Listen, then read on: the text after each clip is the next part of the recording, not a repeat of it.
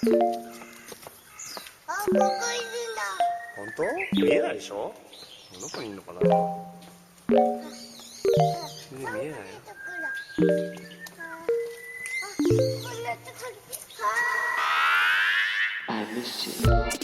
What's good, Internet? You are listening to a special Waypoint Radio, and I am your host, Rob Zachney. So, about a year ago, our friend Emmanuel over at Motherboard forwarded me a pitch for an oral history of Guitar Hero, and while the pitch was good, I admit I had my doubts, because if you read a lot of online writing, the oral history format has gotten a little bit debased. I don't think it's necessarily overplayed, but there were a lot of places putting out oral histories that maybe... Were they oral histories? Were they really? I don't know. In my view, great oral histories take you back to a place and time from the perspectives of the people who were there. And there's a lot of pretenders out there who are just interviewing a couple folks about a topic and calling it a day. And all those cut rate oral histories kind of made me skeptical of the entire format. So for my lack of faith, I guess I was punished last fall when our guest here, Blake Hester, turned in an absolute monster of a 70-page history of the making of Guitar Hero 1. And if you're listening to this podcast, you can read the final edited version of that article on our website this week. And I highly recommend that you book an hour or so to do that because it is tremendous. It takes us back to the founding of Red Octane, Harmonix, the company's struggles to find an identity for themselves at the turn of the century, and then their decision to partner up and make a game about playing guitar. And you'll hear from just about everyone who was at those companies at the time, people who worked on licensing the music, the store reps who placed the first orders for this weird little game. I have to say, this is, in my view, what an oral history should be and more. So Blake did a hell of a job, and it's an incredible read. And I don't want to do the thing where we cover the article so well that people don't read Blake's work. So I wanted to start out with just a couple topics, though, while we've got Blake here. Blake, prior to reading this, the way I remembered Guitar Hero, the whole Guitar Hero Rock Band thing, kind of actually came from a place of acrimony because so much was said and believed following the split of those two companies, that Red Octane went with Activision, Harmonix went with Viacom. And there was kind of this narrative that I recalled, which is that, well, Harmonix made the game. Red Octane was just the publisher. They didn't do shit. And kind of Guitar Hero was just kind of a stolen IP. How did you find the truth of the matter as you started to dig into this? Sure. First off, thank you for the intro. That's, I think, the best intro I've ever had. But I think the split between the two parties is best looked at kind of 50-50. Obviously, with Guitar Hero, there is a very large plastic peripheral that came with it. And so while, both parties had their hands in different pots, Harmonix was really developing the game and the software, and then Red Octane was in charge of manufacturing the controller and, the specifications of it and making what Harmonix was dreaming up for it a reality, on top of the other publisher necessities like marketing and getting the things to retailers. But yeah, I think Harmonix couldn't make this game without Red Octane. Red Octane couldn't make this game without Harmonix. And it was more of a collaborative process than people might have assumed when that split happened. And people in both parties are super open about no, this was a joint thing. We were working together. They didn't take the finished product and then reap the rewards of it. We were working in tandem with each other. I am curious because I think sometimes enough time goes by, there's so much water under the bridge, that people's view does soften of these things. I am curious, as you started to get into this, do you think there was acrimony there at the time between people on either side of the split, or do you think that was always more of a fan projection? It seems like right now most people have a very warm recollection of it because it is the special time. It was an exciting invention of a new thing that they're rightly proud of. But I am curious, like, do you think there's a bit of rose-tinted recollection happening here? Or do you think it was always more of a fanboy scorched earth thing that we were projecting onto this complicated story? I don't know. It's weird, right? Because when I talk to people, there didn't seem to be any hard feelings towards specifically like Red Octane and the people that were at Red Octane. That was all focused on Activision, you know, the company that bought Red Octane. And there, I think, like, it's in the story, there are still a lot of harsh feelings for what Activision did to that brand, even though, you know, Harmonix went with its own parent company and was under Viacom for a while doing Rock Band. Whether or not there was like bitterness at the time between Harmonix and Red Octane, it's hard to say. But yeah, the impression I got talking to these people, you know, 15 years on was, no, Activision is what kind of fucked this whole thing up and kind of ruined this thing that we held near to us. You know, one thing I was thinking about as I read it is sometimes you look at an invention and you think, well, somebody was first, but there was enough in the air in terms of technology ideas that it would have existed, not necessarily in the same form, but like something like this would have come along. And I look at Guitar Hero, and I'm not sure you can say that. Like, reading how this all came together, it seems to me that Harmonix had made plenty of music games their own way, and none of those had really set the world on fire. Yeah. And Red Octane was kind of the only company that was maybe desperate enough to even throw a Hail Mary pass like this. Because one of the things you do lay out is both these teams, both these companies had a lot of good reasons to suspect this was not going to work out super well. And so I look at this entire thing, and the impression I get after reading your story is that if this hadn't happened there and then with this group of people, it wouldn't have happened.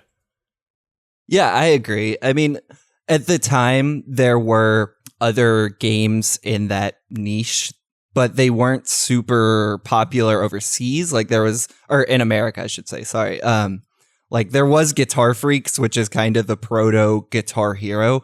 But there's a quote in the story from Corey Fong, who worked on the marketing side for Red Octane, where you know, they had this idea to go for it, and they were wondering if it was a good idea, and Corey was like, they had no clue how bad of an idea this really was, and that this shouldn't have worked. And I agree that I think had these two not done it, I don't think we would have seen something like this, at least in the States. One of the things that jumped out at me as well, like Harmonix is this legendarily musical studio, and this was kind of a bit of the lore that grew up around the studio as well. Like I think it became a defining characteristic of it, but it really does. It really is striking. There's a lot of great passages in the piece, some of which I think we made you cut because they're extremely in the weeds. Sure. I think there might be a book at some point that people maybe want to read if they really want to get that nitty gritty. Because there was a point where I think you had one of the gameplay programmers, Eric Brosius, describing in detail how like the principles of adapting a piece of music to the note tracker. And I was reading it and I was like, this is fascinating, but I also feel like I need someone with a laser pointer and like a dozen slides to explain it to me. Sure, yeah. But one of the things that comes through in all this is, like, as you pointed out, Guitar Freaks existed. Like, people had the idea, oh, a game where you pretend to play music and you do that with a controller. That's cool, whatever. It seems like nobody else would have, A, had the expertise, and B, cared enough to do what Harmonix did, which is really figure out how do you create the sensation of being a musician, of actually playing a song. Mm-hmm. While fundamentally you're also just playing Simon Says while a song plays. And so the ways that Harmonix approach this seem to go way, like even if you played a fair bit of Guitar Hero, it was really striking reading this how much thought went into every single one of those sensations that I think you may have started taking for granted if you played a bunch of it back in the day. Yeah, that also came down to like the visual presentation of the game, which I found really interesting. Like actually hiring, poster artists that made actual rock posters and be like, can you help us design some shells for this game or the loading screens, and actually bringing that lifestyle, because a lot of the guys in Harmonix are in bands or were in bands previously and had done their share of, crappy tours, and the way that influenced Guitar Hero, I think, made it something that even if you didn't know this was, if you didn't have the insight of the development, it still translated to players as something that wasn't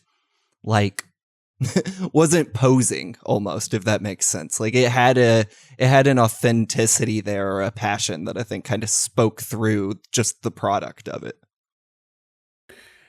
If there's one moment I had to say that I was like really struck by how like this thing was not a guaranteed success. Even if you say, okay, well, it was this lightning in a bottle idea. That's all well and good. But even in the point where it was in the production pipeline and they were getting poised to release this thing out in the wild, it still feels in the story like this was a really near run thing where, one, there was no guarantee that they were actually going to get this in front of enough people that it would build an audience and word of mouth could do its thing. And two, there was no guarantee that they would actually be able to afford their full run of production and get it all out to stores in time to make it a commercial success. And it really seems like in that last summer and fall, as they are launching this thing, this really does sort of seem like Red Octane's finest hour in particular, as they just pulled out all the stops trying to make this thing happen by hook or by crook. Yeah, it was one of those things that was hard to pinpoint, like the exact reasoning when writing is like, why did this thing work out? What was the, marketing tactic they did or press outlet they got it in front of that put the steam behind it? Yeah, it was also interesting hearing almost how it was too successful too quick for a company as small as Red Octane that just couldn't meet the demand of this thing that was taking off in a way neither party could have ever expected, and at least on the Harmonix side, had no thoughts that it would ever be that successful. So it's like them kind of scrambling to meet their own success was a fascinating story to get to hear. Well, this kind of sets us up for those issues, or how an Activision ends up getting in the picture, right? This thing had blown up so quickly that to an extent, you have this company sitting on a gold mine that people didn't realize existed, but there was no way they were ever going to be able to exploit it fast enough. That they wouldn't be able to fulfill the demand. The scale of this thing was moving beyond their capacity to manage. And you kind of, when you have an Activision there waiting in the wings, ready to take all that on, you kind of see why you can't just say, well, no, we'll just bootstrap this ourselves. Yeah. You can't compete at that scale. You don't have the expertise. And I don't know if I picked up the sense from your piece, but the pattern is certainly they had proven a market existed. Mm-hmm. One way or another, a big company probably would have stepped in and satisfied some of that demand if Red Octane had not been able to keep the wheel turning fast enough. Yeah, I mean, I think Red Octane recognized what it had on its hands, but also recognized the limitations of itself as a company. Charles Huang, who was one of the co-founders of Red Octane, said, Guitar Hero was only $1 billion franchise because of Activision. They had the resources and they had the people to make that happen, to make those global launches happen in a way Red Octane just wasn't prepared for. So in that way, it makes sense that, someone like Activision swooped in very quickly and took it and I think Red Octane had the foresight to know like they couldn't make it what it could be themselves.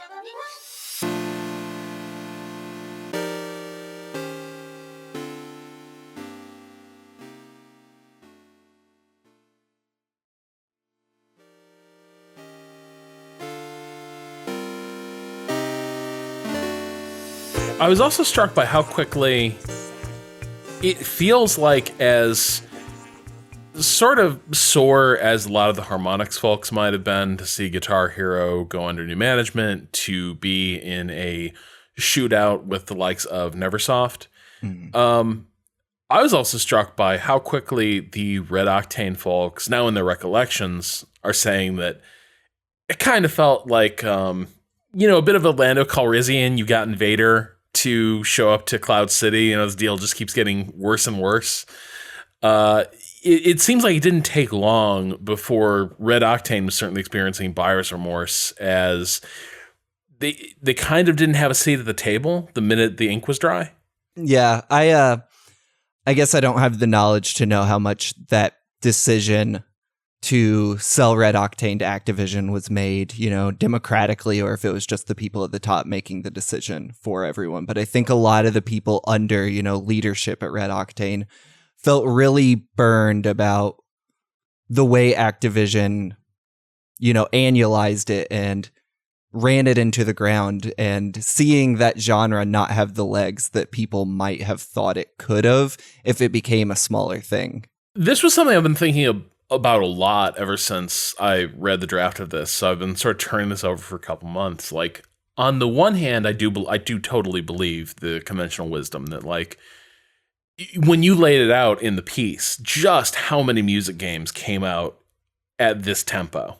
Not just the mainline releases, but also the, expandalones, focusing on bands, the spin-offs. Like, there were a lot of music games coming out at a rapid fire clip. And so to an extent, absolutely, they did run this thing into the ground. The demand was more than satisfied, and eventually people were just kind of sick of these games, and couldn't. It was no longer worth it to keep up with them. On the other hand, I do wonder, and I'm curious, because I'm certain you've spent way longer than I have thinking about the arc of these games.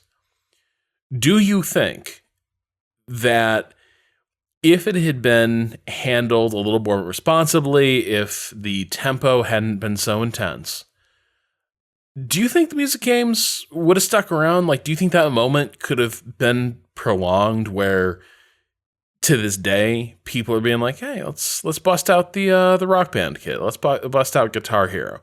Or do you think this was always going to sort of hit a wall and begin to fade away?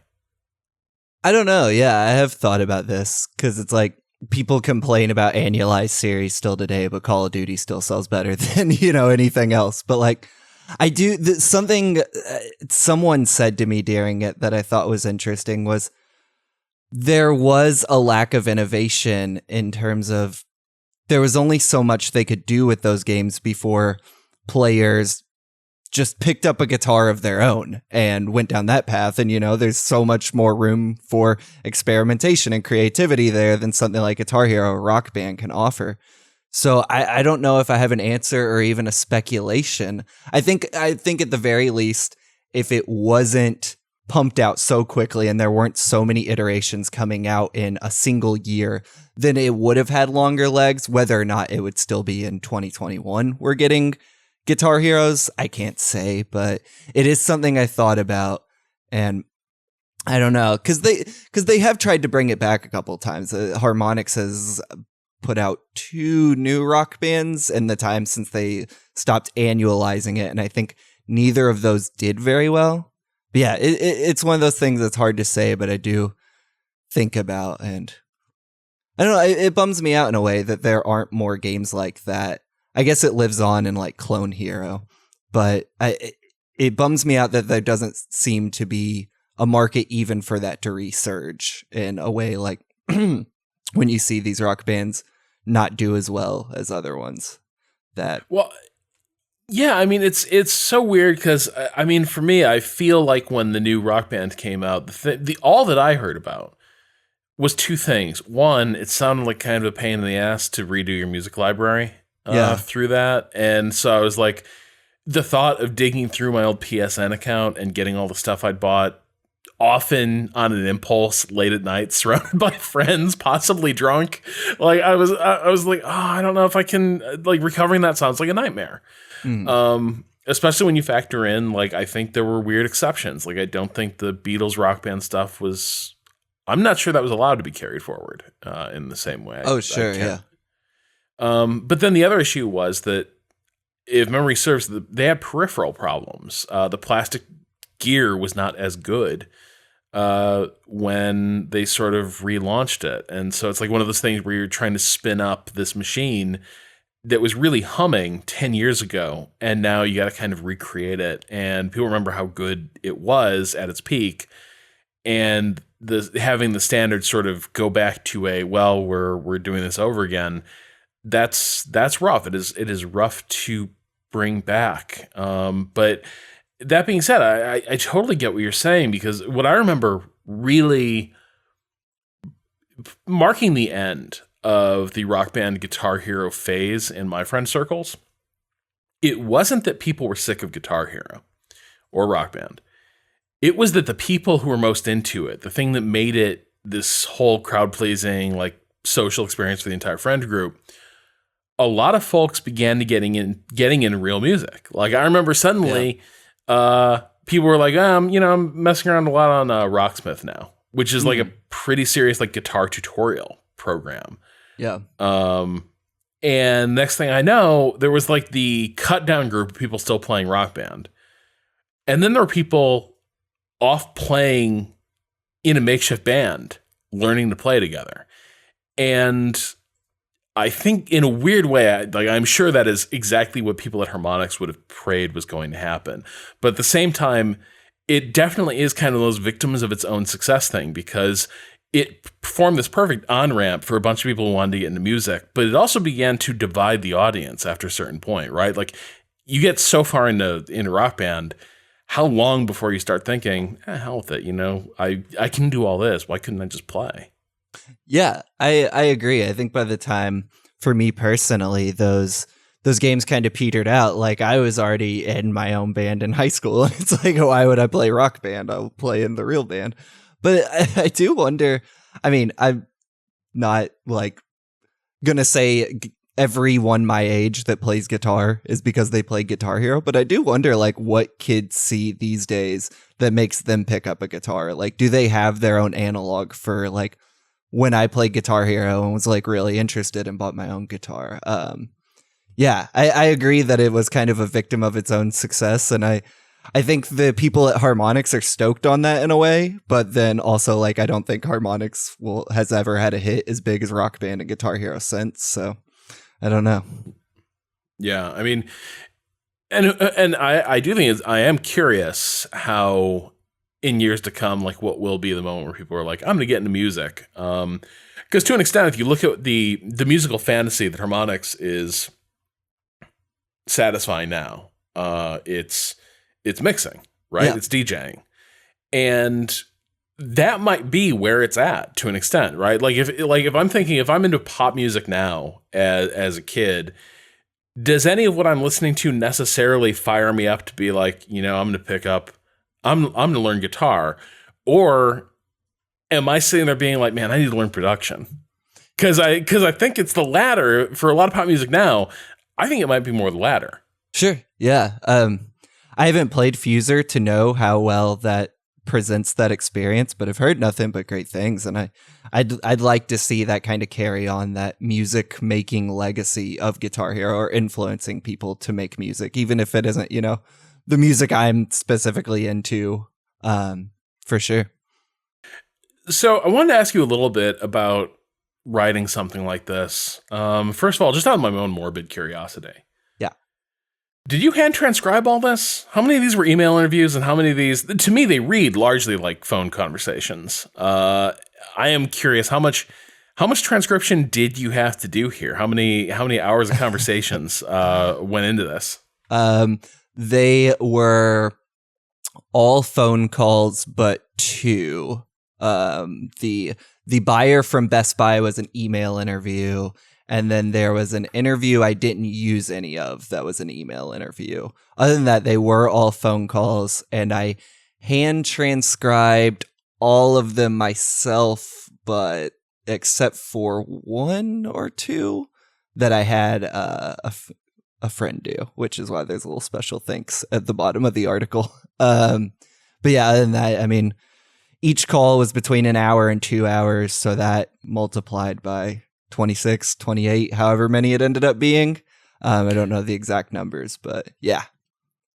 And Oh, wait, no, I'm yeah. Sorry to interject. I also used for a couple interviews Otter AI, where Okay. some of the speakers that spoke really clearly, I would use that for. But the majority of it, yeah, was hand transcribed. And in terms of, like, how much did you, because I know that we made our own cuts as we were working this toward publication, but I'm curious how much you left on the table as well. Because for me, that's always one of the hardest parts of this is I sit there and I'm like, I had an amazing 2-hour conversation with this person. It's incredible. Yeah. Like, it's delightful. I think everyone should be able to hear this because there's such good stuff there. And if it doesn't see the light of day, it might, like, am I ever going to just release my notes? Probably not. And so I started to feel this weird, like, I want everything out there. I want all this information to be processed and disseminated and stuff. I am curious, like, did I see most of the raw product that you had, or when you totaled it all up, was there just an absurd amount of interview content that you couldn't even use in that first, like, rough cut of the oral history? I think I used as much as I could for the thing. I don't remember, gosh, because I was also, like, banking questions for some future things with this. So it's like, you know, I'm not going to put something in there about, like, something very granular about, like, Rock Band 3 or whatever. But yeah, I don't know. I'm trying to think, because usually when I'm doing a big project like this, my process is to bold good quotes as I'm transcribing to go back and grab them. So it, like, saves me a bunch of time on having to reread everything. I wish I remembered.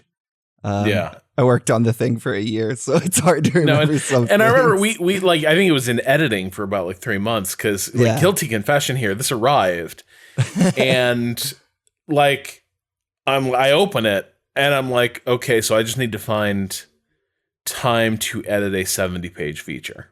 Yeah. And I closed the document, and I don't think I touched it for, like, 3 weeks, because, like, you keep waiting for that, like, I wonder when that 70-page feature day is going to roll around. Yeah. And it never will. And eventually you just have to be like, all right, everybody, I'm leaving. I'm going to go read about Guitar Hero for the rest of my life. I think with this, because it was over 30 interviews, like, there is probably a plethora of content that wasn't used, and there was quite a bit cut. I think just in the last day, I cut a little over 4,000 words.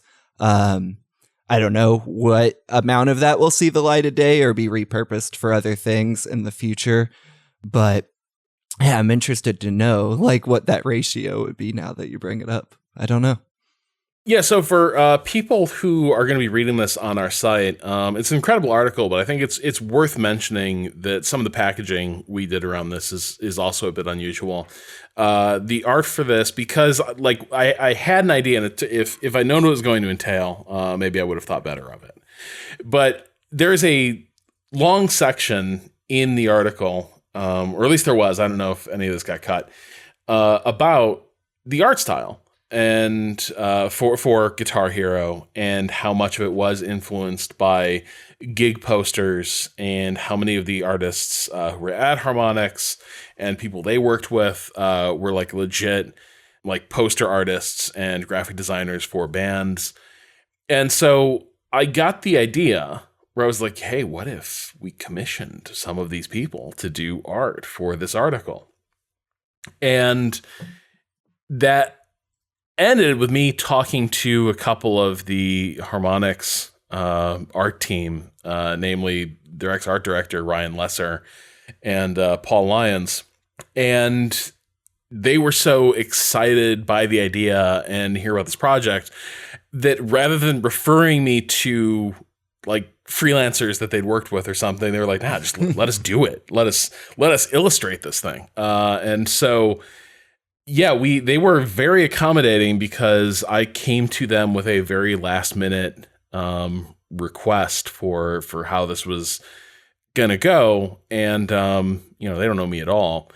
And so at the very end of the year, like basically starting over Thanksgiving break and into Christmas, they churned out a bunch of really cool illustrations for this piece that, like, having just gone through a bunch of old Guitar Hero concept art and such that they had in their personal archives, they the styles match. You can tell this is from the actual Guitar Hero team. So that is a cool detail. I think is one of the things I'm really happy we were able to get done for this piece. Yeah, I was so stoked on that. I didn't know you all were doing that until Jason Kendall, who was an artist on the project, emailed me about it. And I was like, this is news to me. And I was like waiting for a week or two, like checking my email, hoping it would come through. And when I finally saw it, like I've like had the opportunity to work on pieces that were illustrated in the past. And I think this is maybe my favorite. Like those guys crushed it. And it just feels so fitting for a piece like this that like people wanted to talk about that art in those interviews. So very excited that we got to get those guys on board. All right, Blake. So obviously this thing, a project like this takes a tremendous amount of time. It becomes, it takes on a life of its own. I'm curious, with this thing in the book, what's coming up next? What are you up to these days? With this thing in the book is perhaps putting it in a book. But that's about all I can say about that for the time being. And then I am at Game Informer now, doing mainly magazine stuff, features for them. And that's about it. Yeah. Please subscribe to our magazine.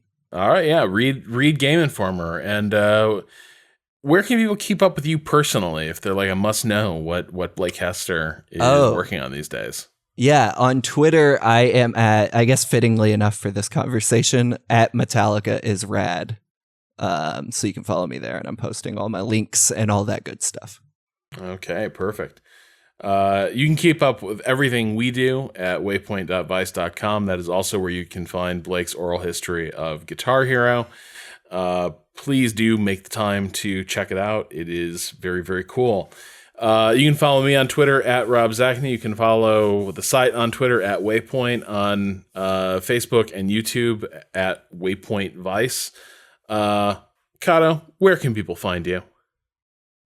Are you recording? I mean, yeah. I'm at A _ Kato _ appears. You didn't introduce me at the front, so yeah, I was like, no, you didn't. Didn't I? No, you did not. I was supposed to. No, that's why I haven't said shit all. I mean, I was just like listening for cuts and shit. I was producing. Well, then I misread my own intro. I apologize. Hey, folks! At the start of this episode, I was supposed to introduce Kato over here. So you'll have to remember that we have a producer. Kato, where can people find you? At A _ Kato _ appears. I already said it. We're doing that again because I assume you'll clean it up and make it sound flawless. No, that's all going in. I'm sorry. Well, so it goes. I guess that is me being owned again by Kato. Our theme music is the track being hoisted. Our theme music is the track "Miss You" off the EP "Pale Machine" by Boen. Learn more at waypoint.zone/BOEN. That will do it for this episode of Waypoint Radio. We'll be back. I don't know if this is airing on a Monday or a Friday, but we'll be back soon with another episode of Waypoint Radio. Until then, fuck capitalism, go home.